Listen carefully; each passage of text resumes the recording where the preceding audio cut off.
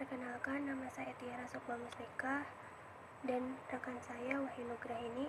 Kami dari kelompok 11 akan mempresentasikan mengenai mendeskripsikan produksi ujaran. Di dalam mendeskripsikan produksi ujaran terdapat langkah umum, dan di dalam langkah umum tersebut ada tingkatan-tingkatannya. Yang pertama, tingkat pesan, di mana pesan yang akan disampaikan itu diproses. Nah, pada tingkat pesan di sini penutur mengumpulkan nosi-nosi makna yang disampaikan. Contohnya pada kalimat Tutik sedang menyuapi anaknya. Nosi-nosi yang ada pada benak penutur tersebut adalah yang pertama, adanya seseorang. Yang kedua, orang tersebut wanita. Yang ketiga, dia sudah menikah. Yang keempat, dia sudah mempunyai anak. Yang kelima, dia sedang melakukan sesuatu perbuatan. Yang keenam, perbuatan itu adalah memberikan makan kepada anaknya.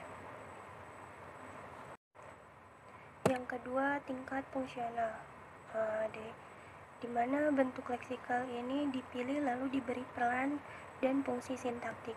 Nah, pada tingkat fungsional yang diproses ada dua hal. Yang pertama, memilih bentuk leksikal yang sesuai dengan pesan yang akan disampaikan dan informasi gramatikal untuk masing-masing bentuk leksikal tersebut. Nah, pada kalimat Tutik sedang menyuapi anaknya, kata Tutik merupakan nama perempuan yang dikenal serta sebagai pelaku perbuatan. Nah, perbuatan yang dilakukan Tutik tersebut menggunakan verba suap dan anaknya merupakan resipien. Proses kedua adalah memberikan fungsi pada kata-kata yang telah dipilih tersebut. Proses ini menyangkut hubungan sintaktik dan fungsi gramatikalnya. Contohnya, kata Tutik menjadi fungsi subjek dan kata anaknya menjadi fungsi objek. Selanjutnya, tingkat fungsional, di mana konstituen dibentuk dan afiksasi dilakukan. Pada tingkat fungsional ini, pada bentuk leksikal untuk ujaran yang akan dikeluarkan. Nah, pengaturan ini bukan berdasarkan pada jajaran yang linier, tetapi pada kesatuan makna yang hierarkis. Contoh, kalimat Tutik sedang menyuapi anaknya. Kata sedang berhubungan dengan kata menyuapi, lalu katanya berhubungan dengan kata anak. Setelah selesai, diproseslah afiksasi yang relevan. Contohnya pada verba suap yang ditambah dengan sufiks i menjadi menyuapi.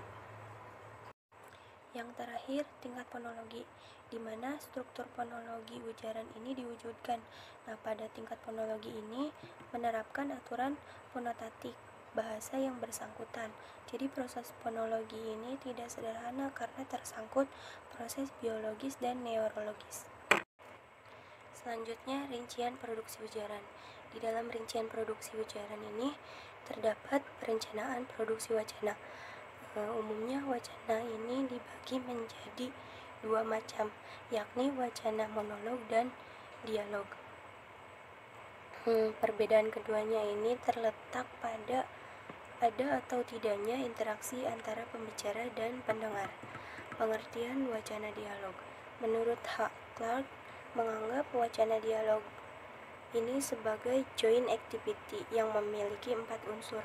Unsur yang pertama ini unsur personalia. Jadi minimal harus ada 2 partisipan, yakni pembicara dan orang yang diajak bicara. Lalu boleh adanya pendengar atau orang lain yang juga ikut terlibat dalam pembicaraan itu. Selanjutnya, unsur latar bersama.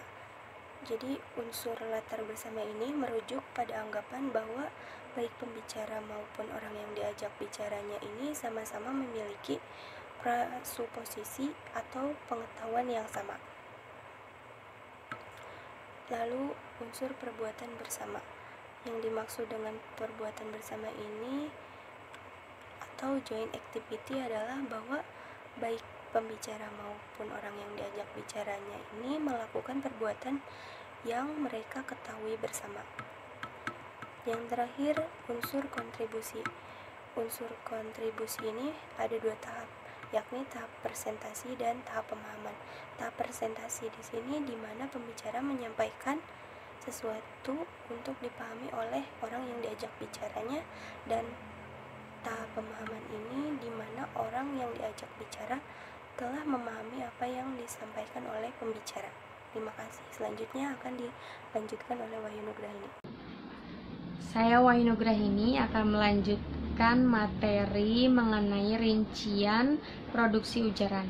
Nah, yang pertama sudah teman saya paparkan, lalu yang kedua mengenai perencanaan produksi kalimat.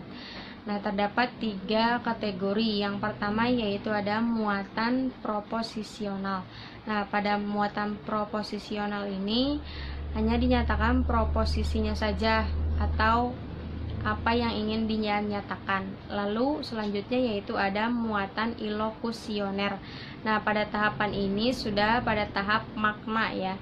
Nah, makna yang dinyatakan atau yang ingin diwujudkan itu seperti apa? Contohnya, kenapa tidak berangkat sekarang saja? Nah, itu kan mengandung makna ya, yaitu makna sebuah ajakan. Nah, lalu selanjutnya yaitu ada struktur tematik. Nah, pada struktur tematik ini berkaitan dengan berbagai unsur dalam gramatikal atau semantik dalam kalimat. Nah, lalu yang ketiga yaitu ada perencanaan konstituen. Nah, pada perencanaan produksi konstituen ini ya sudah termasuk ke dalam kalimat. Nah, di sini ini sudah ada pemilihan kata yang tepat dan sesuai yang dikehendakinya gitu. Lalu materi yang terakhir yaitu ada hubungan komprehensi dan produksi. Nah, suatu kata dapat diproduksi bila hanya sudah ada komprehensi sebelumnya gitu. Nah, produksi adalah cermin balik dari proses tertentu. Nah, pada produksi ini adanya input yang disimpan dalam memori. Nah, ketika sudah disimpan, yaitu memori tersebut bisa dicari kembali dan bisa diujarkan gitu di kemudian. Seperti itu teman-teman. Terima kasih.